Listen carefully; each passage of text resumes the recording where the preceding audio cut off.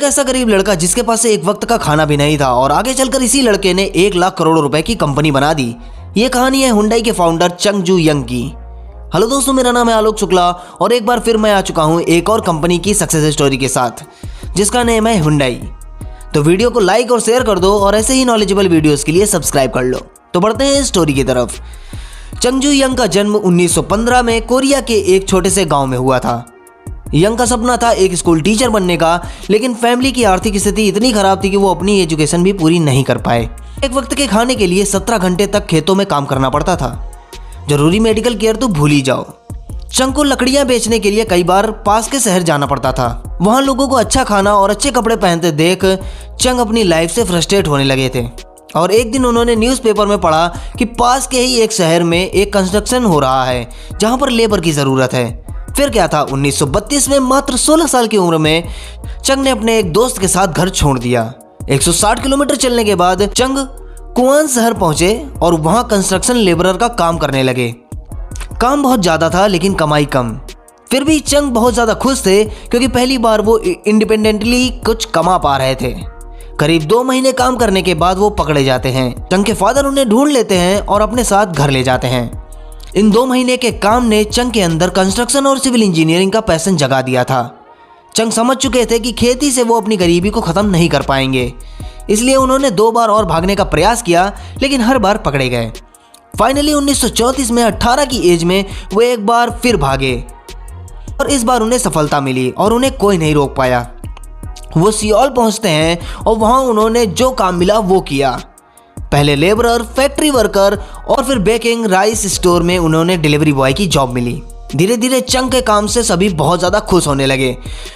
कुछ ही दिनों में उन्हें उस स्टोर का मैनेजर बना दिया गया। तभी 1937 में स्टोर के मालिक की तबीयत बहुत ज़्यादा खराब हो गई और उन्होंने चौंका देने वाला फैसला लिया। उन्होंने चंग के काम से खुश होकर चंग को स्टोर का मालिक बना दिया।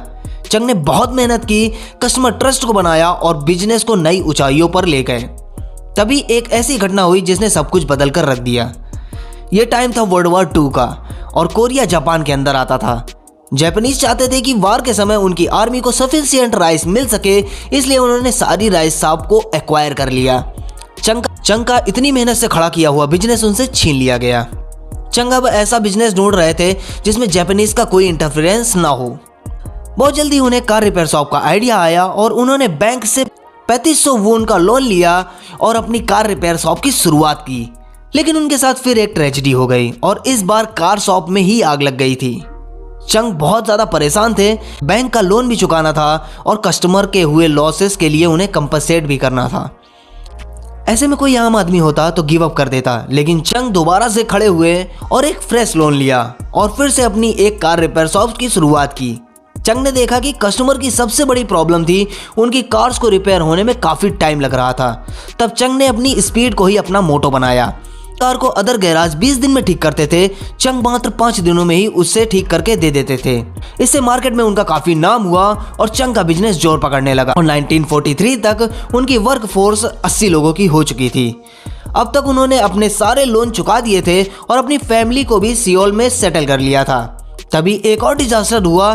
जापान को अपनी आर्मी के लिए वॉर इक्विपमेंट बनाने थे, जिसके लिए उन्होंने चंग के शॉप की ओनरशिप ले ली और स्टील प्लांट के साथ उसे मर्ज कर दिया और एक बार फिर चंग जीरो पर आ गए और उनका बना बनाया बिजनेस उनसे छीन लिया गया।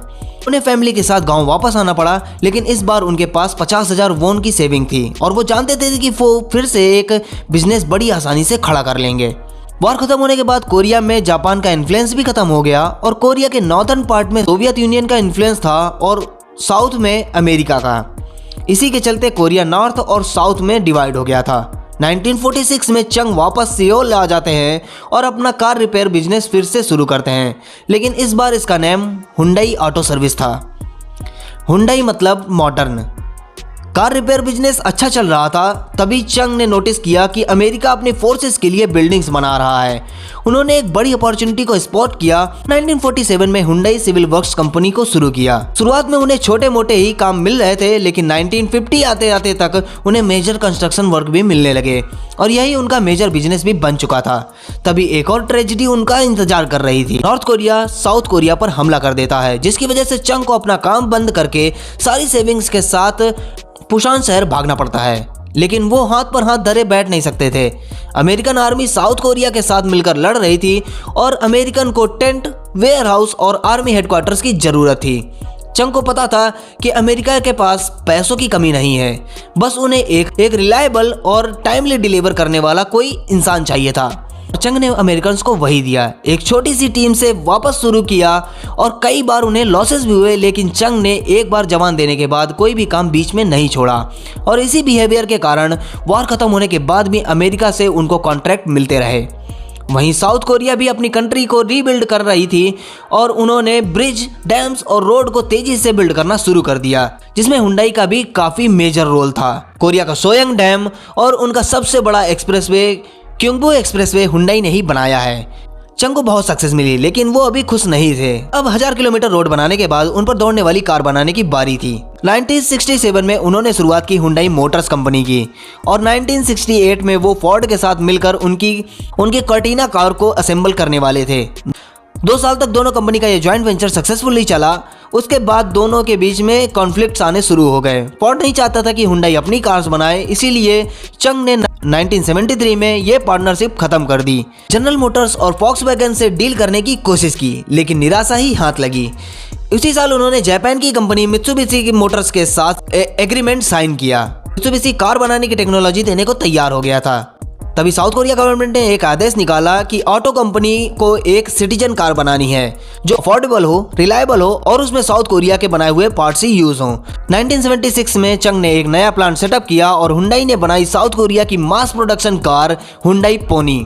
ये कार अपनी अफोर्डेबिलिटी के चलते इतनी सक्सेसफुल हुई कि हुंडई ने देखते ही देखते 60% मार्केट को कैप्चर कर लिया।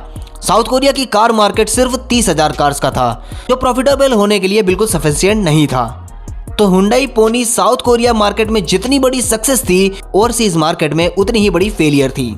कार की क्वालिटी अच्छी नहीं थी, गर्मी में उसका पेंट उड़ जाता था और उसमें रेगुलरली मैकेनिकल इश्यूज आते रहते थे, जिसके वजह से हुंडई मोटर्स कंपनी पिछले 7 सालों से लॉस में चल रही थी।